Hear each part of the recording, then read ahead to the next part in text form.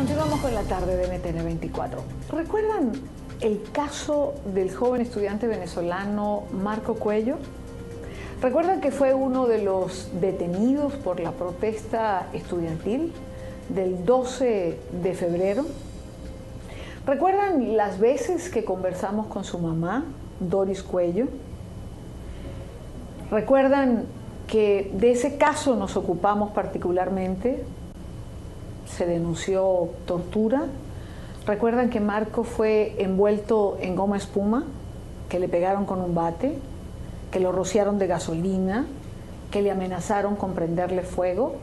Son algunas de las cosas que este joven venezolano tuvo que vivir, como tantos otros. Pero es un caso que trabajamos mucho en la tarde. Yo quiero darles la bienvenida y saludar a sus abogados en Estados Unidos. Elizabeth Rose Blandón y Richard Rivas están con nosotros en la tarde de hoy. Gracias por acompañarnos, gracias por estos minutos con NTN 24. Muchas gracias. Marcos entró el jueves 3 de septiembre a los Estados Unidos. Salió por el aeropuerto de Maiquetía, no tenía prohibición de salida. Hace exactamente un mes y 19 días que Marco está en Estados Unidos. Y hoy hay una noticia importante en relación a su caso y la tienen sus abogados y yo quiero compartirla con ustedes porque sé que muchísima gente ha seguido de cerca este caso por lo que implicó a nivel humano y por la trascendencia que tuvo la salida de Marco Cuello de Venezuela. ¿Cuál es esa noticia que tenemos hoy? Bueno, justamente el día de hoy, la oficina de la congresista Debbie Wasserman Schultz envió una carta a la Oficina de Asilo de Miami explicando que es al interés nacional de Estados Unidos que la entrevista de asilo de Marco Cuello sea apresurado. Quiere decir que él no va a tener que esperar 2 años para recibir su entrevista, sino posiblemente semanas o meses. 2 años es el tiempo en el que puede ocurrir esta entrevista, es decir, no es que sea 2 años, en el término de 2 años puede ser llamado. Puede ser 2 años o incluso hasta más. Y eso es el averaje en este momento. Es aproximadamente 2 años. ¿Podemos tener algunos apartes de lo que dice la carta, de lo que la carta de esta congresista ha pedido a la Oficina de Asilo y las razones por las cuales lo pide?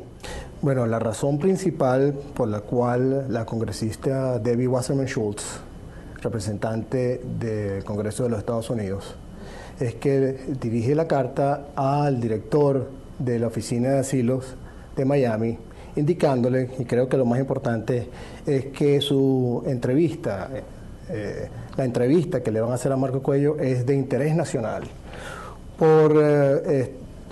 para avanzar nuestro sistema político y democrático donde se protege los derechos humanos, la libre expresión que en muchos de nuestros países en este hemisferio carece.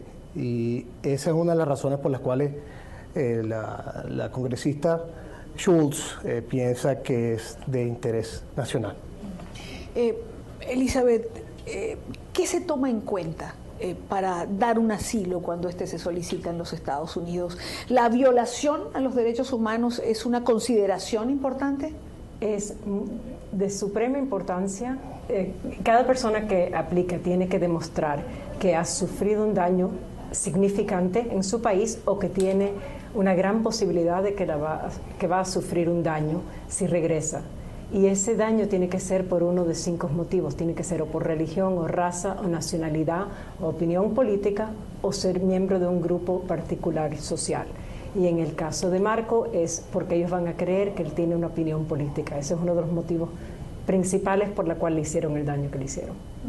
De adelantarse esta entrevista por esta solicitud, es decir, cuando un congresista está planteando que es de interés nacional, que sea recibida esta persona que está solicitando el asilo, evidentemente esto tiene un peso. De darse la entrevista, ¿qué tiempo o cuál es el proceso que sigue un asilo político? Por ejemplo, en el caso que nos ocupa, que es el caso de Marco Cuello.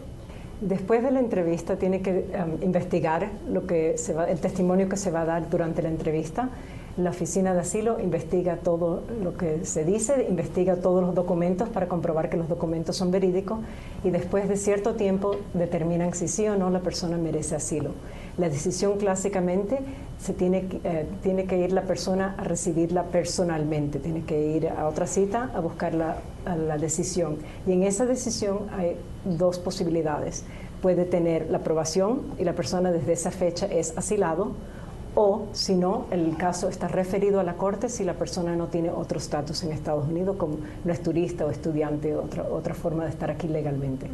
Una vez otorgado el asilo que se solicita, ¿cuáles son las prerrogativas de un asilado? Es decir, ¿pasa a tener una vida normal? ¿Cómo se desenvuelve? ¿Cuál sería el futuro inmediato en el caso de Marcos si se le otorga el asilo político? Ser asilado tiene muchísimos beneficios, aparte de beneficios económicos que le brinda el gobierno federal y el gobierno estatal de la Florida. Aparte de eso, también está a un año de hacerse residente, porque al año puede pedir la residencia, lo cual quiere decir que 5 años más tarde puede ser ciudadano de este país, igual que si hubiera nacido en el país. Pero justamente ser asilado quiere decir que es un grupo de personas que viene a este país y está reconocido como una persona, no que necesariamente vino por motivos económicos solamente, sino porque no tenía otra opción. Y hay muchas organizaciones que reconocen eso. Incluso, justamente tengo que mencionar que yo fundé una organización sin ánimo de lucro que le da becas para muchachos que son asilados o refugiados para que ellos puedan ir a la universidad. Así que hay muchas posibilidades de éxito. ¿Cuántas becas ha otorgado? ¿Cuántos muchachos asilados políticos hay? Bueno, hay muchísimos. Hay miles de muchachos que son asilados o refugiados o residentes que previamente fueron asilados o refugiados. Pero justamente esta fundación solamente existe hace 2 años, así que hemos dado solamente 4 becas. Doctor Rivas, que evidentemente ustedes son los representantes, son los abogados de Marco, pero ¿vamos encaminados? Bueno, claro que vamos encaminados.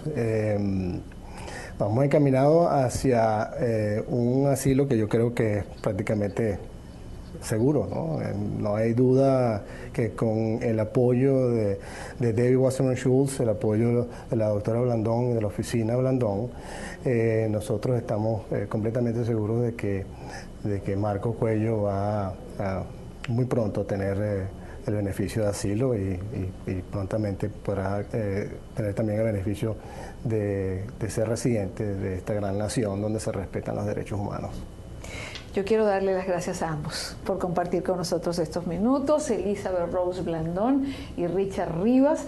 Quería tener el marco legal, quería compartir con ustedes lo que para ellos y para todos es una estupenda noticia como es la carta de la congresista, porque evidentemente eso de alguna manera puede impulsar el que esa entrevista no tarde tanto y Marco pueda en Estados Unidos incorporarse a una vida normal, la vida que merece tener y que lamentablemente por la circunstancia por la que atraviesa Venezuela no puede tener en este momento en su propio país. De verdad, gracias por acompañarnos. Muchas gracias. Gracias por tener.